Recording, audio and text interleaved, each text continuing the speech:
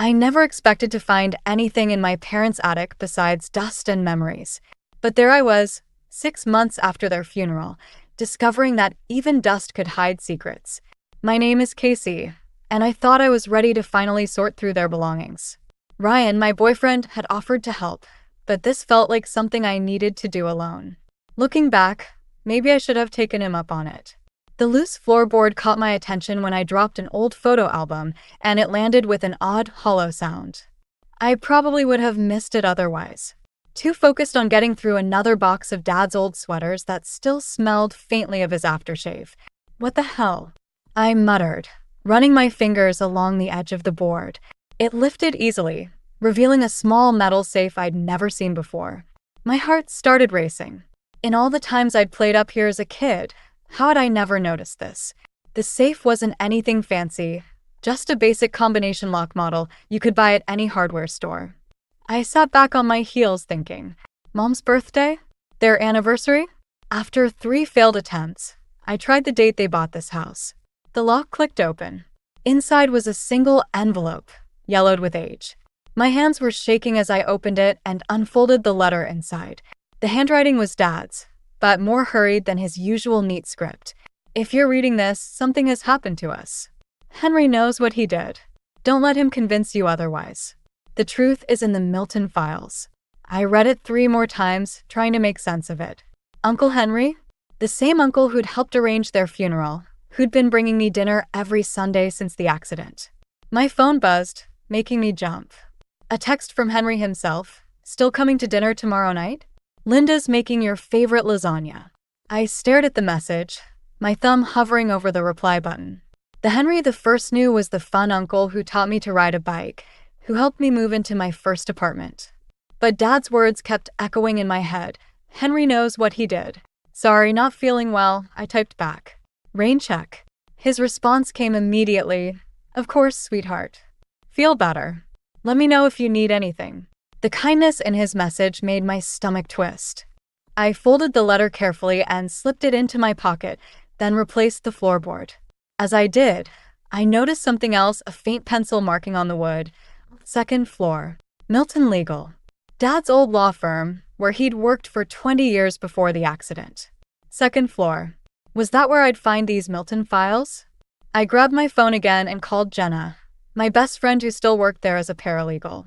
Hey, weird question. Do you know if they kept any of Dad's old files? Most were transferred when the firm merged, she said. But there's still some storage rooms upstairs. Why? Just trying to tie up loose ends, I lied. Any chance you could help me look through them sometime? There was a pause. Casey, are you okay? You sound strange. I'm fine, I said quickly. Just found some old papers that got me thinking. Well, I can probably get you in next week. But you'll have to clear it with the partners first. After we hung up, I sat in the attic surrounded by boxes of my parents' lives, feeling like I was looking at everything through a different lens. All those Sunday dinners with Henry and Linda, the way he'd stepped in to handle everything after the accident. Had it all been guilt? Or something worse? The sun was setting, casting long shadows through the attic windows. I should have been finishing up the sorting, but instead, I pulled out my laptop.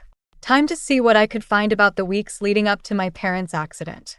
Whatever Henry had done, whatever truth Dad wanted me to find, I was going to uncover it. I just hoped I was ready for what I might learn about my family in the process. I hadn't slept much since finding that note. 3 days of late-night internet searches and old newspaper articles had left me with bloodshot eyes and more questions than answers. Ryan noticed something was off the moment he walked into our apartment that evening. You look like hell, he said, setting down takeout bags on the kitchen counter. When's the last time you actually slept? I closed my laptop quickly, but not before he caught a glimpse of what I was reading. Are those accident reports? I hesitated, then pulled Dad's note from my pocket. I'd been carrying it everywhere, like a talisman. I need to show you something. Ryan read it twice, his expression growing more concerned with each pass. Casey, this could mean anything. Or nothing. Your dad wrote this how long ago? The paper's old, but does it matter? He knew something was wrong. He was trying to warn me about Henry. The same Henry who's been taking care of you since the accident? Ryan started unpacking the food, his movements more forceful than necessary. Who checks on you every week? That Henry. Maybe that's why he does it. Guilt. The words sounded hollow, even to me, but I couldn't shake the feeling that I was onto something. I'm meeting Jenna at Milton Legal tomorrow. Dad's old files might tell us something. Ryan set down the containers and turned to face me. Us? I thought you had to work tomorrow. I called in sick. Jesus, essay. He ran a hand through his hair, something he only did when he was really frustrated. You can't keep doing this. You haven't been to the gym in weeks. You barely sleep, and now you're skipping work. This is important, I snapped. They were my parents, Ryan. If someone did something to them, they died in a car accident. His voice rose, then immediately softened when he saw me flinch. A terrible, tragic accident. But this obsession isn't healthy. It's like you're trying to create a mystery where there isn't one. I stood up, my chair scraping against the floor. You don't understand. Then help me understand. Because from where I'm standing, it looks like you're throwing away everything good in your life to chase shadows. The silence that followed felt like a physical thing between us. Ryan moved toward me, his face softening. Look, I love you, and I want to help, but you have to let me in. Before I could respond, my phone buzzed. A text from Henry. Haven't heard from you in a few days. Everything okay? My hands started shaking. Ryan noticed. What is it? It's him. He keeps checking on me. I showed Ryan the message. Don't you think that's suspicious? I think it's what family does, Ryan said quietly. They check on each other. Another text came through. Linda and I are worried. Dylan mentioned he hasn't seen you at the gym either. Want to grab coffee tomorrow? Dylan. My cousin. Of course he'd noticed my absence. We usually did morning workouts together. The thought of facing either of them right now made my stomach turn. I can't deal with this right now, I muttered, turning off my phone. I need to focus on tomorrow. Those files aren't going anywhere, Ryan interrupted. But I might be. The words hit me like a physical blow. What? I can't watch you destroy yourself over this. His voice was gentle but firm. Either let me help you work through this properly or... He left the alternative hanging in the air between us. Part of me wanted to give in, to let him hold me and tell me everything would be okay. But Dad's words kept echoing in my head. Henry knows what he did. I need to know the truth, I said finally. With or without you. Ryan stared at me for a long moment, then grabbed his keys from the counter. Call me when you're ready to talk about what's really going on here. The door closed behind him with a soft click that somehow hurt more than if he'd slammed it. I looked at the abandoned takeout containers, then at my laptop screen still showing the accident report photos. Tomorrow, I'd find those Milton files. Tomorrow, I'd start getting answers. But tonight, sitting alone in my kitchen with cold Chinese food and the weight of Dad's note in my pocket, I wondered if Ryan was right about what I might be losing in the process. The Milton legal storage room smelled like old paper and broken dreams. Jenna had gotten me in early, before the regular staff arrived, but we'd been here for hours with nothing to show for it. These are mostly just routine contracts, Jenna said, closing another dusty box. Your dad was thorough, I'll give him that. Every document's perfectly filed. I rubbed my tired eyes. There has to be something. The note specifically mentioned Milton files. Casey. Jenna hesitated. Maybe Ryan's right. Maybe. Don't. I cut her off, pulling another box from the shelf. Not you too. The box was labeled Personal JL, my dad's initials. Inside, beneath a stack of manila folders, I found a thick envelope. My hands trembled as I opened it. Oh my God, I whispered. Bank statements. Loan documents. A series of emails between Dad and Henry. As I read, the pieces started falling into place. A failed investment, a desperate cover-up, and nearly $500,000 gone. Casey. Jenna moved closer. What is it? He ruined them, I said, my voice shaking. Henry convinced Dad to invest everything in some development project. When it failed, he forged Dad's signature on new loans to cover the losses. They were drowning in debt when they died. Jenna took the papers, scanning them quickly. This is serious. If these documents are real, they're real. I grabbed my phone, pulling up the accident report photos I'd been obsessing over. Look at the date of the last loan. 3 days before the crash. They were driving back from the bank when it happened. The implications hit me like a physical blow. Had they been distracted? Upset? Was Henry responsible for more than just their financial ruin? My phone buzzed, another text from Henry. Linda's worried sick. Please come to dinner tonight. We need to talk. Something inside me snapped. You know what? Fine. Let's talk. Casey, wait. Jenna reached for my arm, but I was already heading for the door. Make copies of everything, I called back. I'm going to need them. The drive to Henry's house was a blur. Every Sunday dinner, every family gathering, every time he'd played the caring uncle, it all felt like a lie now. I barely registered parking or walking to the door. Linda answered, her face lighting up. Casey, we've been so worried. Where is he? Henry appeared behind her, smile fading as he saw my expression. Casey? What's wrong? I pushed past them both into the living room, throwing the envelope onto the coffee table. Want to explain these? Henry's face went pale as he looked at the documents. Linda picked up one of the loan papers, her hand going to her mouth. Henry, what is this? It's not what you think, he started, but I cut him off. Really? Because I think you convinced Dad to invest everything in your failed project. I think when it went under, you forged his signature to cover your tracks. I think you watched them struggle with debt you created, and then they died driving back from cleaning up your mess. Casey, please. Linda reached for me, but I stepped back. Was the accident really an accident? My voice cracked. Or were they just too distracted by the financial nightmare you created? That's enough. Henry's shout made us both jump. For a moment, I saw something in his eyes. Not guilt, but fear. You don't understand what happened. Your father. Don't you dare blame him for this. I was trying to help them. Henry's composure cracked. The investment was supposed to set everyone up for life. When it failed, he ran a hand over his face. I couldn't let them lose everything. The loans were temporary, just until I could fix things. But you never fixed anything, did you? I picked up the papers, hands shaking. You just watched them drown. The front door opened, and Dylan walked in, freezing at the scene before him. What's going on? I looked at my cousin, at Henry's son, and saw the confusion in his eyes. How much did he know? How many other lives had Henry's lies touched? Ask your father, I said quietly, heading for the door. Ask him what really happened to my parents. Behind me, I heard Linda's soft crying, Dylan's questions, and Henry's desperate, Casey, wait. But I didn't stop. I couldn't. The truth was finally out, but it didn't feel like victory. It felt like losing my family all over again. My boss's voice droned on through the speakerphone, but I could barely focus on his words.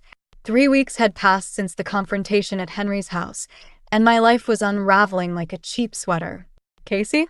Are you even listening? I snapped back to attention. Yes, sorry. The Richardson account has been reassigned, along with your other major clients. He sighed. Look, I understand you're going through something, but this isn't the first deadline you've missed. Take some time off. Get yourself together. The call ended before I could respond. I stared at my phone, then at the stack of unopened mail on my kitchen counter. Another missed payment notice peeked out from beneath the takeout menu. My doorbell rang. Through the peephole, I saw Dylan shifting nervously in the hallway. I hadn't spoken to him since that night, but the look on his face made me open the door. Hey, he said quietly. Can we talk? I let him in, watching as he took in my apartment. Unwashed dishes, case files spread across every surface. Laptop showing more financial records I'd dug up. Mom's a mess, he said finally. Dad barely leaves his office. Whatever you found. The truth, I cut in. I found the truth. Did you? Dylan picked up one of the files. Because I've been doing some digging too. That investment. Dad wasn't the only one pushing for it. Your father was the one who brought him the opportunity in the first place.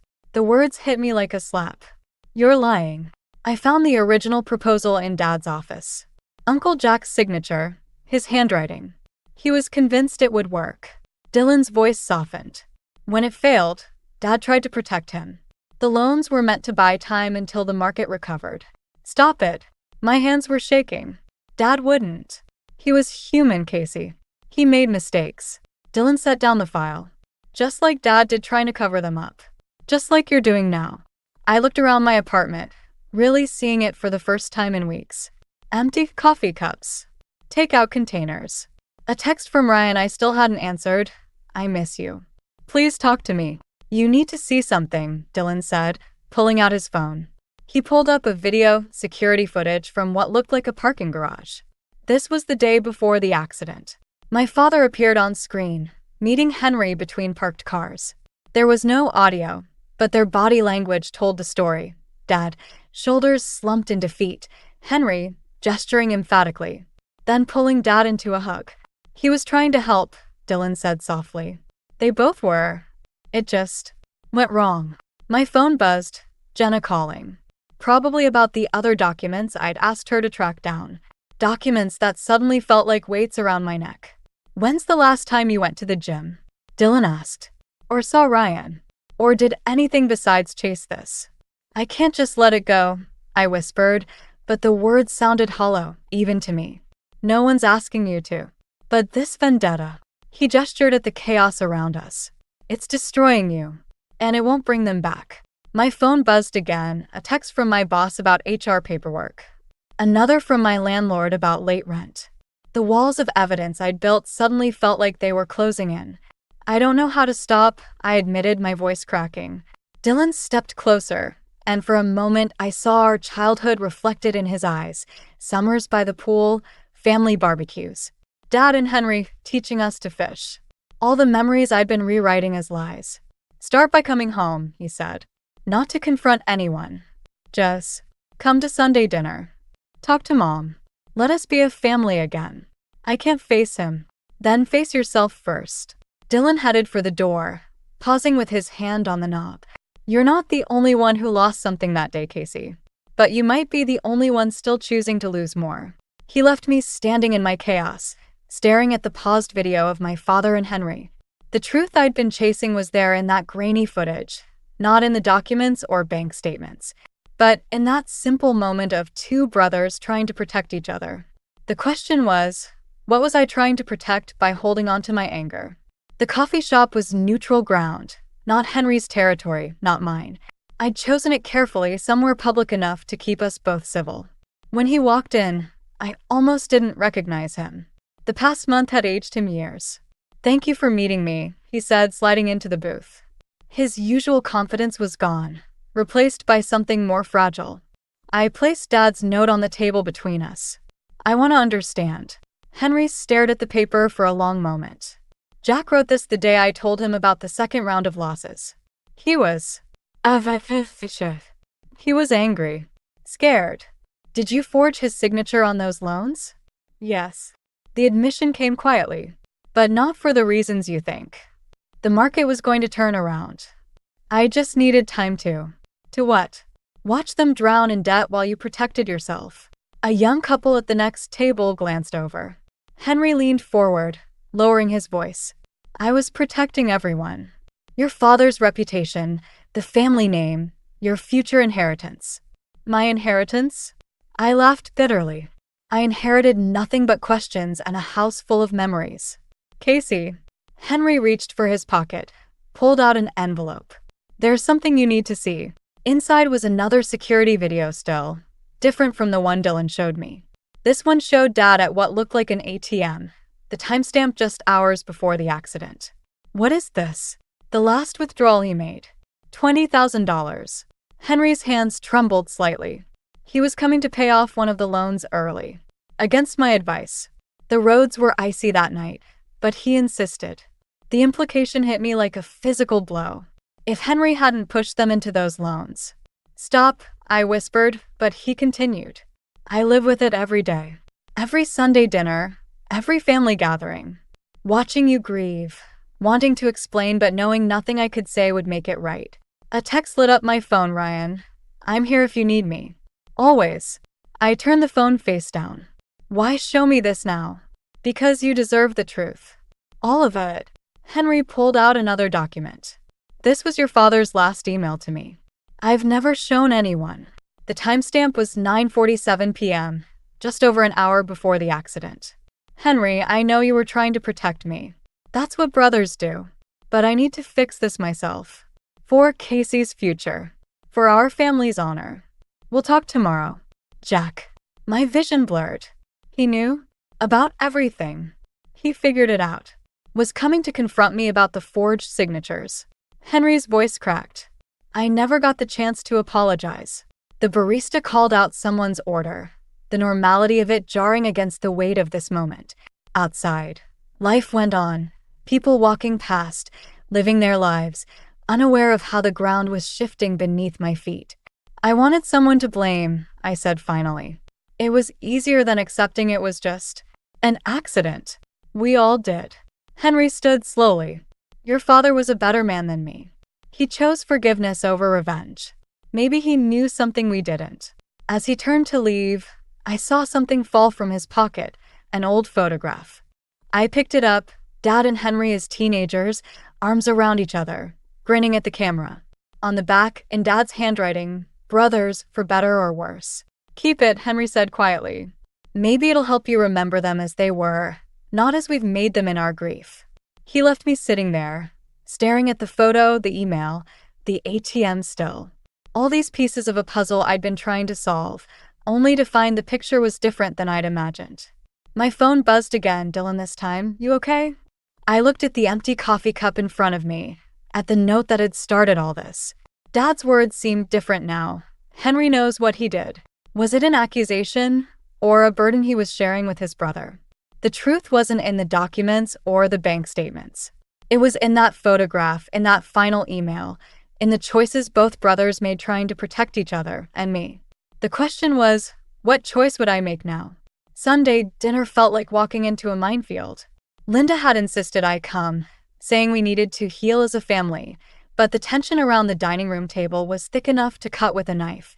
Dylan sat beside me, picking at his food. Across the table, Henry stared at his plate like it held answers to questions no one dared ask. Linda fluttered between us, filling silences with nervous chatter about the weather, her garden, anything but what we were all thinking about. I found more documents, I said suddenly, the words escaping before I could stop them. The clatter of silverware stopped. In Dad's old briefcase. Casey, Dylan warned, but I continued. There were other investments, weren't there? Before the one that ruined everything. I pulled out a folded paper, watching Henry's face. Dad covered for you. Multiplichimis. Linda's hand froze halfway to her water glass. Henry, it wasn't like that, Henry started, but I cut him off. Then what was it like? Because these show a pattern. Years of you taking risks with other people's money, and Dad cleaning up your messes. You don't understand. Then make me understand. My voice cracked. Because I've spent months trying to figure out why my father would trust you after everything, and now I find out it wasn't the first time. Henry stood abruptly, his chair scraping against the floor. You want to understand? Fine. Your father and I made a pact when our own father died. We'd protect each other, no matter what. Every investment, every risk. It was for both our families. Henry, don't. Linda pleaded, but he continued. You think I didn't know what I was doing? I was trying to give us all the life we deserved. Your father understood that. He forgave me because he knew I was trying to protect our legacy. Your legacy. I laughed bitterly. Your legacy is my parents dying on an icy road, trying to fix your mistakes. The silence that followed was deafening. Linda's quiet sobs filled the room. Dylan reached for my hand under the table, but I pulled away. Casey, Henry's voice was barely a whisper. There's something else you need to know. He disappeared into his study, returning with a worn envelope. Inside was a life insurance policy, Dad's. The beneficiary line made my blood run cold. Henry's name, not mine. He changed it the week before the accident, Henry said. Said if anything happened to him, I'd need it to protect you. To make things right. The room started spinning. All this time, I'd been searching for proof of Henry's betrayal, only to find evidence of my father's trust in him, a trust that went deeper than I'd imagined. I never cashed it in, Henry continued. Couldn't bring myself to. The money's still there in a trust. For you. Linda reached across the table. We've been waiting for the right time to tell you. There is no right time. I stood up so fast my chair toppled backward. You've had this for months, watching me struggle, watching me search for answers. Because you weren't ready to hear them. Henry's composure finally cracked. You wanted someone to blame. I let you blame me because it was easier than the truth, that your father died trying to protect everyone, including me. The weight of it all crashed down on me. The note in the safe. The loans. The insurance policy. My father's final email. All pieces of a puzzle I'd forced into the wrong shape, desperate to find villains instead of seeing the complicated truth. Primekant. I stumbled backward, bumping into the china cabinet. Photos rattled. Family vacations, holidays, moments frozen in time when everything made sense. I can't be here. Casey, please. Dylan started to stand, but I was already moving. I just need. I didn't finish the sentence. Couldn't.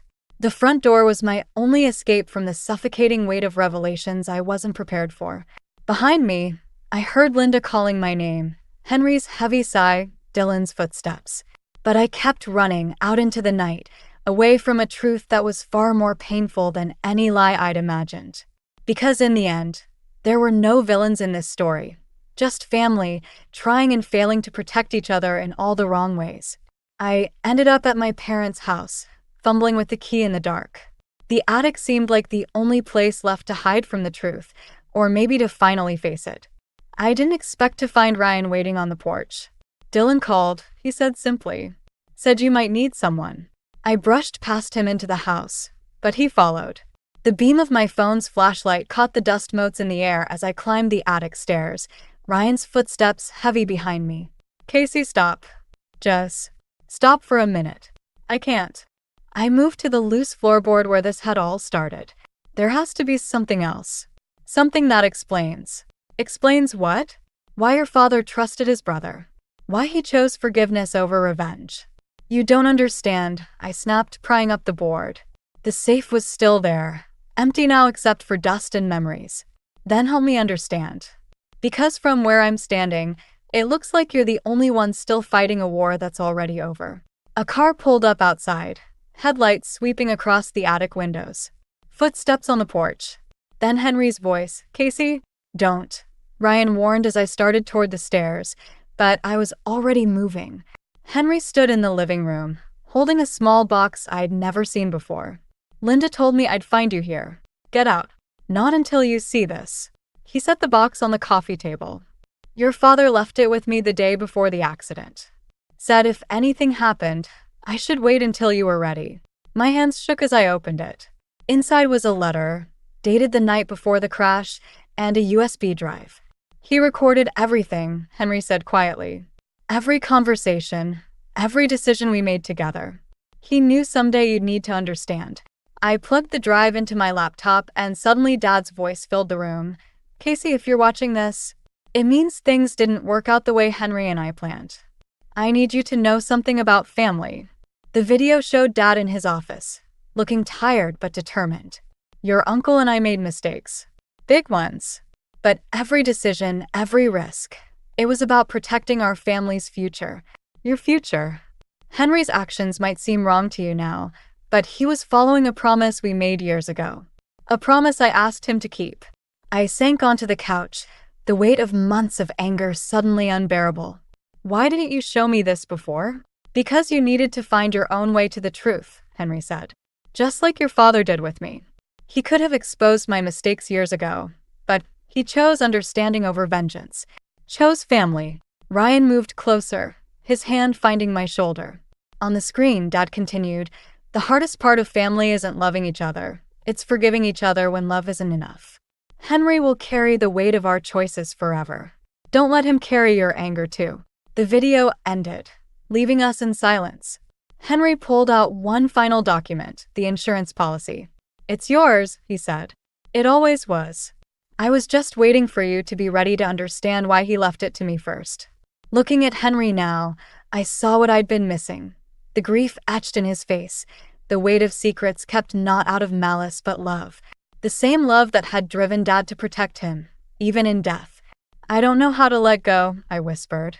Neither did your father at first, Henry said. But he learned that holding on to anger only hurts the people still here. He moved toward the door, pausing. Sunday dinners aren't the same without you. After he left, Ryan sat beside me, the box of revelations between us. What now? I looked at the empty safe under the floorboard, then at Dad's frozen image on the laptop screen. The truth I'd been searching for had been there all along, not in documents or bank statements, but in the complicated ways family chooses to love and protect each other. Now, I said, closing the laptop, I think it's time to go home.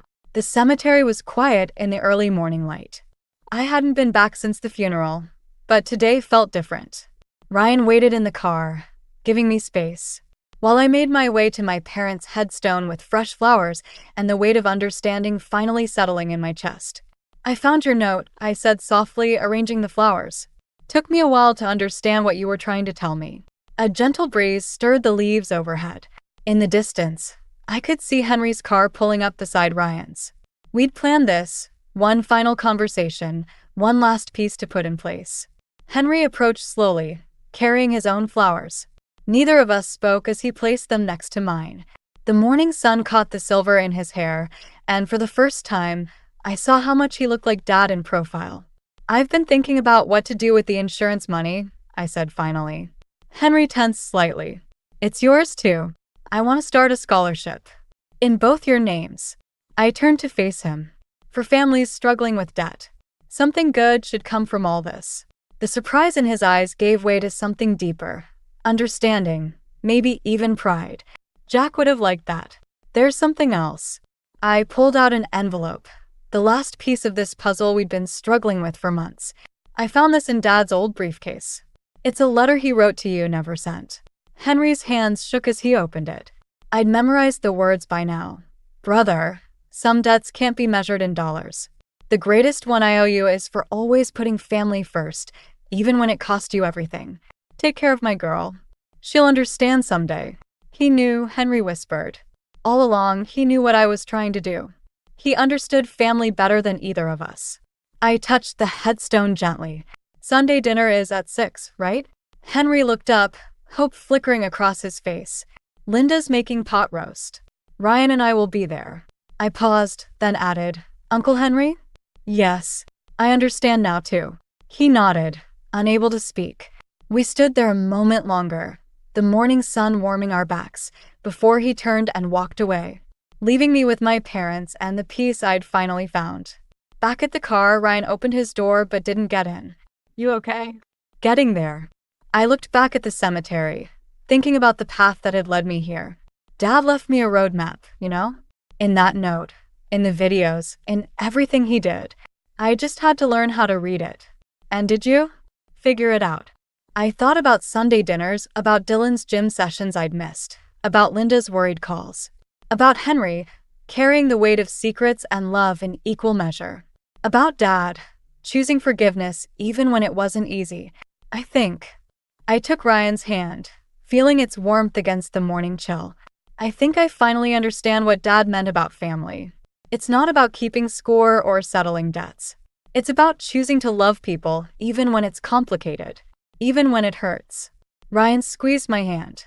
Your dad would be proud of you. Maybe. I smiled slightly. But I think he'd be prouder that I finally learned to let go. As we drove away, I caught one last glimpse of the headstone in the rearview mirror. The note that had started everything was still in my pocket. But it felt different now, less like an accusation and more like a father's final lesson about love, forgiveness, and the complicated ways we protect the people who matter most. Henry's car was already gone, probably heading home to tell Linda and Dylan about the scholarship, about new beginnings, about how sometimes the best way to honor the past is to build something better from its ashes. Ready? Ryan asked as we turned onto the main road. I thought about Sunday dinner waiting ahead, about family, both the one I'd lost and the one I was choosing to keep, about the future stretching out before us, complicated and beautiful and full of possibilities. Yeah, I said. I'm ready.